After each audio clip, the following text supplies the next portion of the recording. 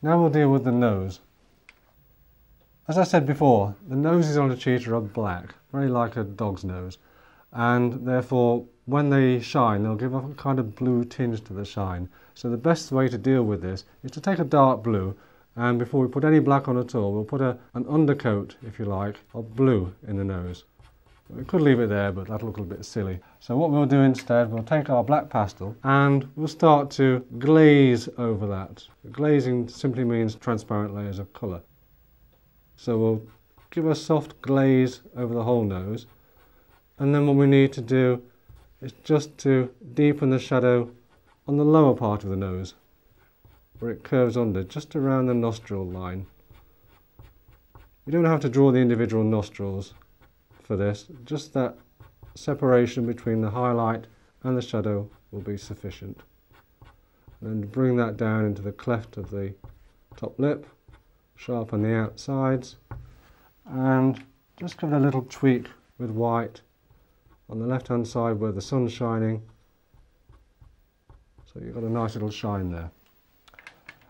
Pick up our black again, and then we'll just finish the tear ducts, thicken them up a little bit because they are quite thick, and they give a good shape to the muzzle as well. And then little mouth underneath,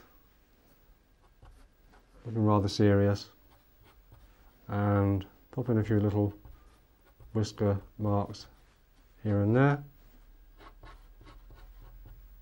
So that's the eyes, the nose and the mouth dealt with.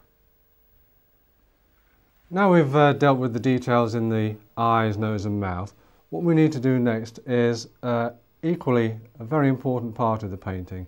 This helps to bring it to life. This is called the contrast stage. And at the contrast stage, what we do is we take our black, darken off the shadows where we need them, strengthen the spots where it's needed, and generally bring the whole painting to life. It's looking rather flat at the moment, but all the basics are there, and this will just help to finish it off. So we'll continue around the face just to strengthen those spots. Remember that the face is probably the most important aspect of your painting, if you choose it to be. So that we need to make sure all these little spots, markings and so on are nice and strong. So it's just a case of going over here and there your original pastel sketch, give it a little gentle rub of the finger just to soften it off and get all the markings in place. These little stripes above the eyes are very important for shaping. Inside the ears we have a little deep shadow, because these ears are shell-shaped of course, so they have a shadow inside. And then we can separate the line of fur from the ears to the head. And then we continue down the face, get these important markings around here. Don't be a slave to your photograph, as I said, but just refer to it so you have an idea of what kind of markings they are and what direction they go in.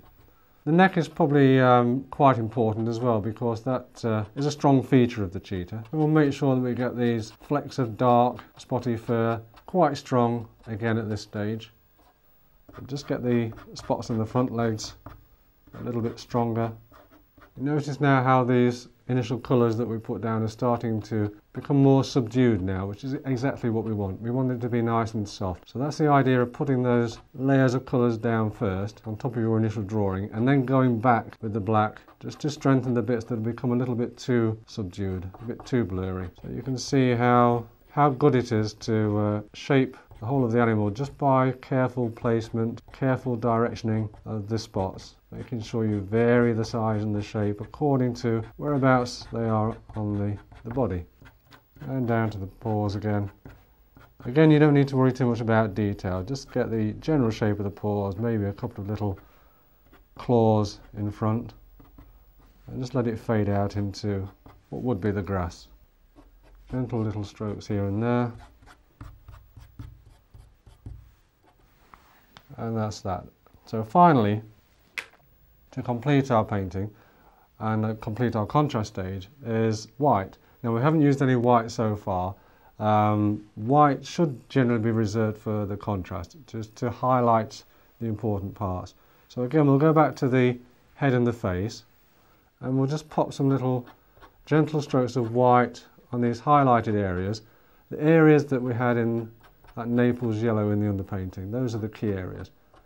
But this time using the corner of the pastel so that we just recreate a little bit of fur. And again, the important part of the cheetah around the eyes, underneath the eyes, and a little bit down the side of the nose. And the same on this side.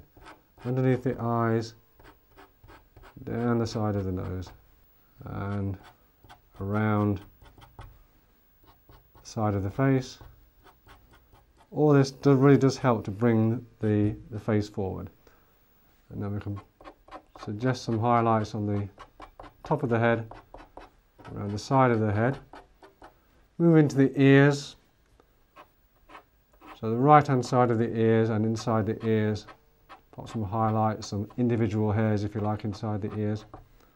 So with the lights catching this browny, silvery, yellow fur, it's kind of hard to describe exactly what colour it is. But where the light's catching it, it will show quite light.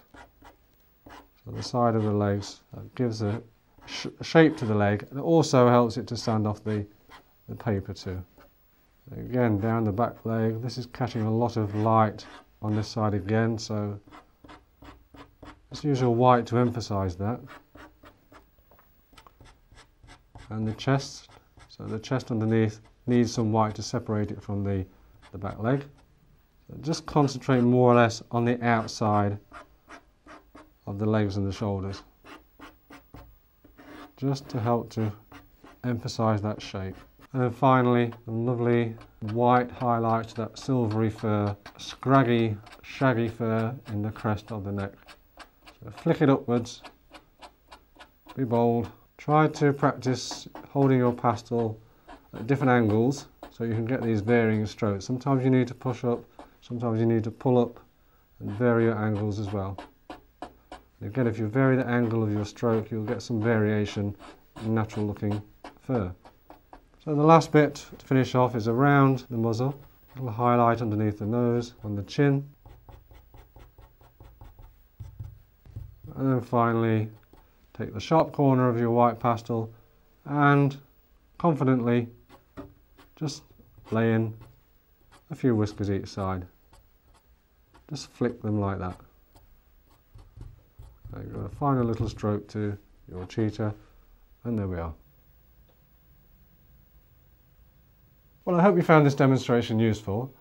Showing you the fairly simple yet methodical steps that you need to produce your own wildlife paintings in pastel. And I highly recommend, when you get the chance, to pay a visit to a zoo or a big cat sanctuary like the one I visited, and take a look for yourself at these gorgeous animals.